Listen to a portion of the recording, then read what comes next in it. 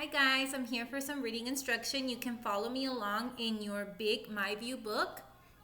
I'm going to be doing page 491, 492, and also 496. So let's go ahead and start it with page 491.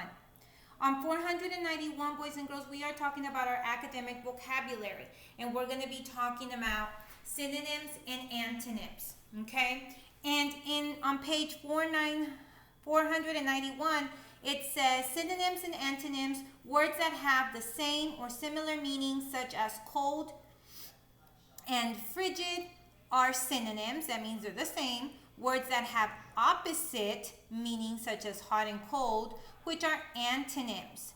Now we're going to be doing some words. We're going to be picking the synonym and the antonym for each word.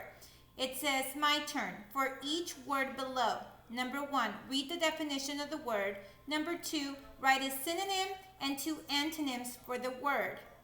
3, use a print or digital dictionary to identify, use, and explain the meanings of the synonyms and antonyms you choose. Okay, so let's look at number 1. Number 1, the word is threat. Threat is something that may cause harm or injury. For example, a hurricane is a threat to our community, and also a tornado because it can destroy, okay? So a synonym that I thought for threat was a hazard. It's a hazard to our community. It's going to harm it, okay? So for the synonym for threat, I went ahead and put hazard.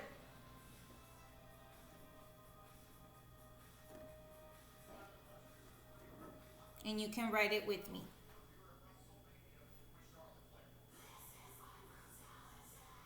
That would be our synonym, a word that means the same thing as threat. Now for an antonym, something that's the opposite, I picked the word safety. Because instead of being threatened, we are safe. That means we don't have a tornado or a hurricane coming our way. And we are safe in our community. You can go ahead and write it with me. The second word that we have on page 491 is damage. What is a synonym or a similar word for damage? Damage, boys and girls, would be a synonym, something that's the same, is to ruin. When you damage something, you ruin it. We can damage our reading book by spilling water on it. A tornado can damage our crops, our farms, because it's going to ruin all of the crops that we need for vegetables.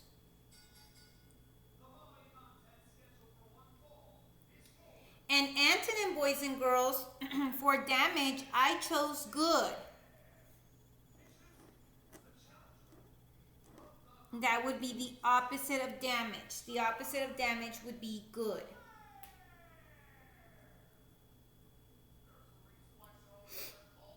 Okay. Now, you're going to look at the next two. Now you're going to do these together on your own. We have the word anticipate. Anticipate is to expect something to happen. What would be the synonym? And what would be the antonym of anticipate? And you can go on Google and search a dictionary to help you find words that are synonyms and antonyms for the word anticipate. And the last word that we have is pollution. Pollution is something that makes a place dirty and unhealthy. I already know a synonym for pollution, but I'm not going to say it. That is your assignment to find a synonym for pollution and an antonym for pollution. Okay, so you can use the dictionary online, or if you have one at home, to find those words, synonyms and antonyms for those two vocabulary words. Okay. So now we're going to go ahead and move on. And we're going to do page 492. Let me get some tape here.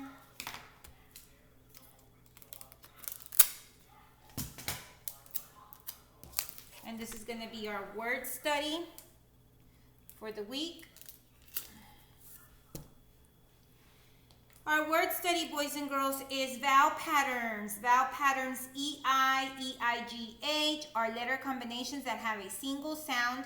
The vowel pattern A can spell the long A sound as in eight or the long I sound as in heighten.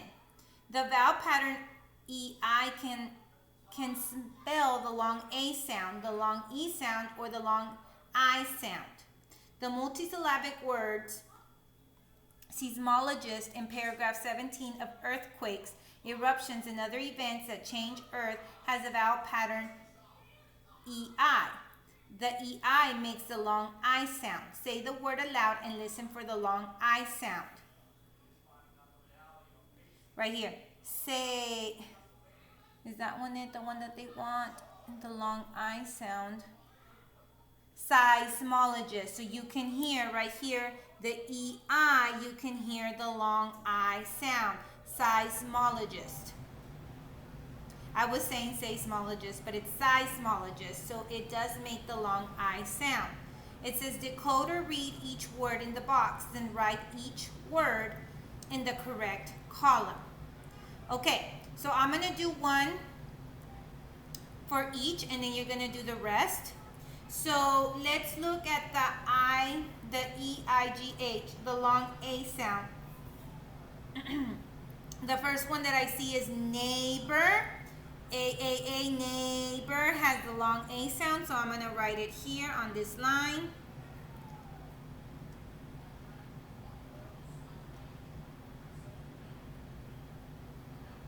Neighbor. And it has the E-I-G-H.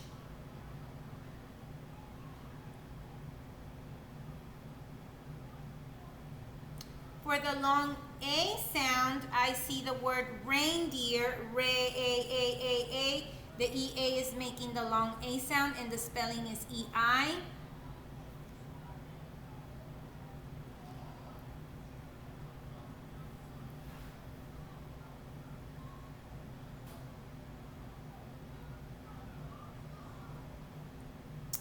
And now we have to find a long E. Would be protein. Protein, E-E-E, you hear the long E sound for the E-I. So I'm going to write protein. And I'm going to go ahead and cross these out because I've already used them. So now your job is to go back and find another two with the E-I-G-H, another two with the E-I with the long A sound, and E-I with the long E sound.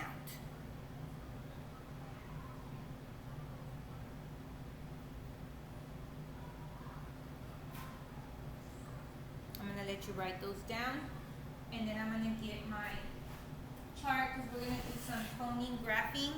I'm going to do it a little different this time.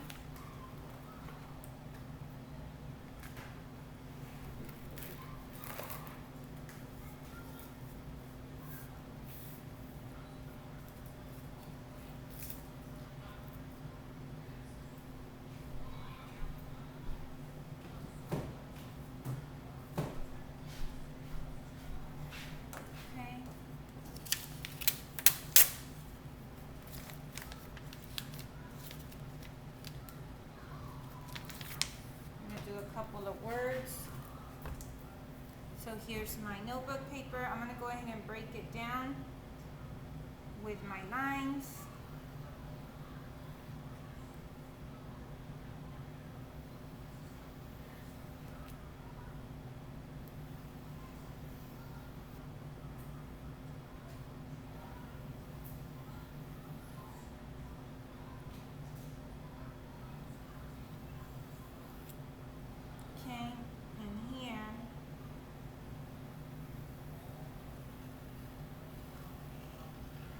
My title is going going to be, I'm going to do a couple of words.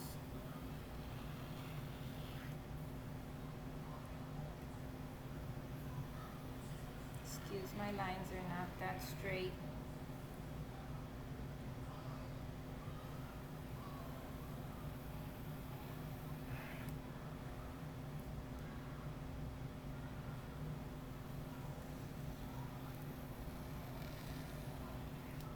And the title is going to be vowel pattern, EI,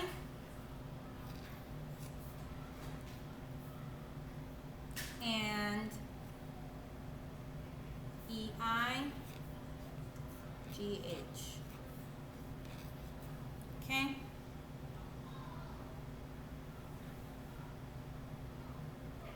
The first word that I want to do is the word vein. And let me go ahead and get some darker markers.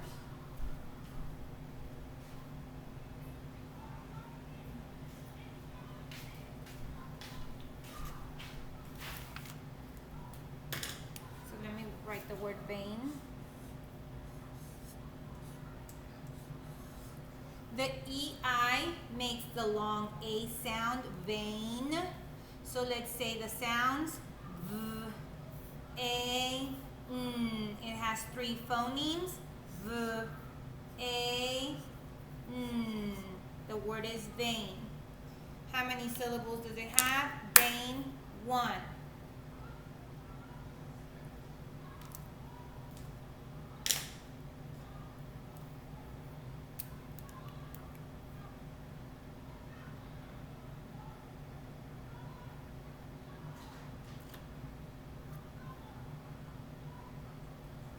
Okay, the next word that I want to do is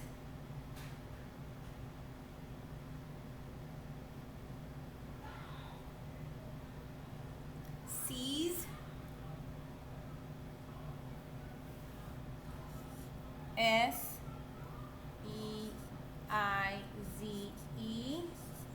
seize. Let's go ahead and do the sounds. S, E, Z, seize. It has 3 phonemes. I'm going to go ahead and write the sounds. S, E, E. The E-I makes the long E sound. Z, and then you have your silent E. Ease.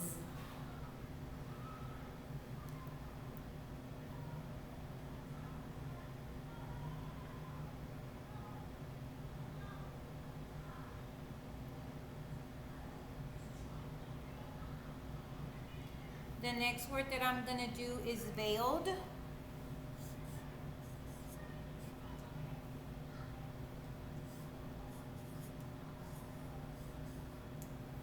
Okay, let's do the sounds for the word veiled.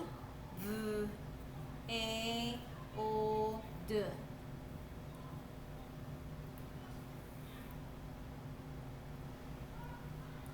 Okay, let's do the sounds with the letter that corresponds for each sound. V, A. The E-I makes the A sound. V, A, O, D. The E-D is silent. Well, the E is silent. V, A, D.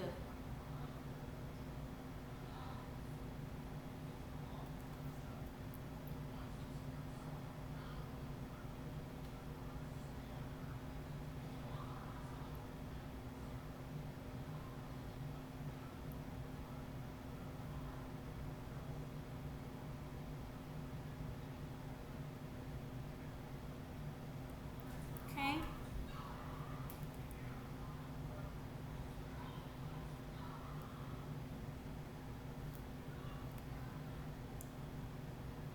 And the last word that I'm going to do is slay.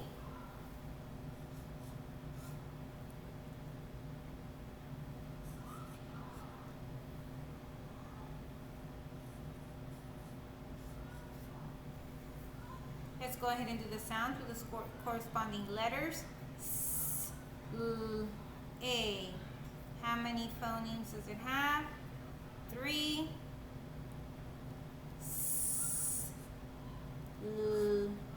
A. It has 3 phonemes.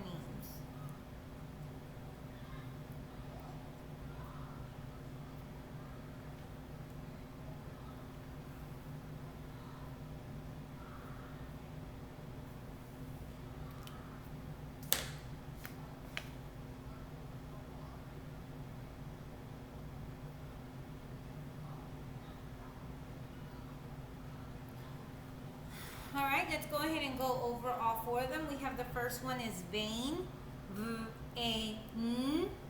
The EI makes the long A sound. Okay, it's clap it, vain, 1 syllable. Then we have seize, s-e-z. It makes the long E sound. How many syllables in the word seize? Seize, 1. The next word is veiled. Veiled. Long A for the EI. Ve. Then the last one is slay. A. Long A. Slay 1. Veiled 1. Seize 1. Vain 1. They all have veiled. They all have 1 syllable for each of those words. You can do the rest. You can do neighbor. You can do reindeer. You can do receipt. And you can do protein on your own paper, on your own.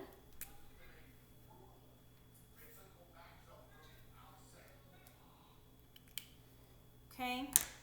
And we are going to go on to page, that was page 492.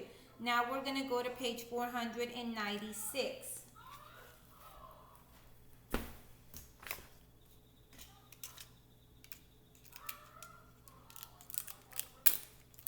Get some tape.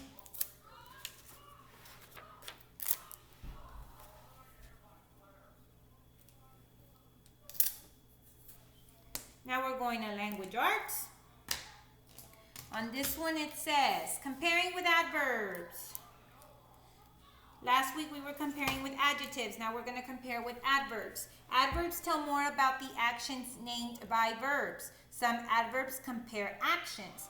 Comparative adverbs compare 2 actions. To form most comparative adverbs, we're adding ER. Superlative adverbs compare 3 or more actions. To form most superlative adverbs, we're going to add EST. An adverb of time answers the question when or how often. An adverb of manner answers the question how. When an adverb ends in E, we're going to drop the final E before adding ER or EST. When an adverb ends in Y, we change the final Y to an I before adding ER or EST. For example, we have the word adverb. It's telling us fast. How? How is he running? He is running fast. Sean runs fast. How are we going to do it in the comparative adverb? Faster. Steph runs faster than Sean. How are we going to show it in a superlative adverb? Fastest. Derek runs the fastest of them all. Because it was 3 or more and this one was 2. Now let's look at the adverb early. That's when it's happening. I left early. How can we write it as a comparative adverb? Earlier. I left earlier than Sue. How can we write it as a superlative adverb? Earliest. Gia left earliest of all. Now, your job is to go back and fix some words and use the correct comparing adverb, okay? I'm going to circle the ones you need to change, and we're going to do one together, and then you're going to do the rest on your own. Kim jumps high than Sydney. High needs to be changed. What does it need to be? Higher. Because you're comparing 2 people. Kim jumps higher than Sydney.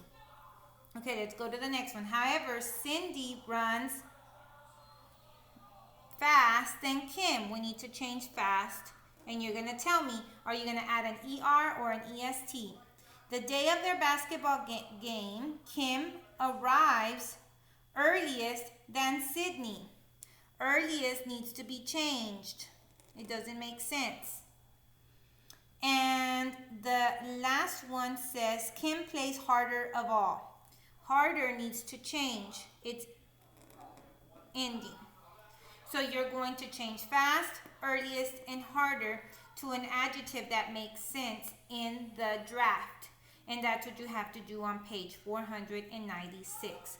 So today we did vocabulary with synonyms and antonyms. On page 491, we did the vowel pattern EI and EIGH. And we sorted them out into long A sounds and long E sounds. And we also did our phoneme graphing mapping chart. And we also talked about comparing with adverbs. Okay? And now you're going to go and you're going to fix a draft. All right, boys and girls, these are the 3 assignments that are due for reading. Okay? If you have any questions, please call me or text me. Have a good day.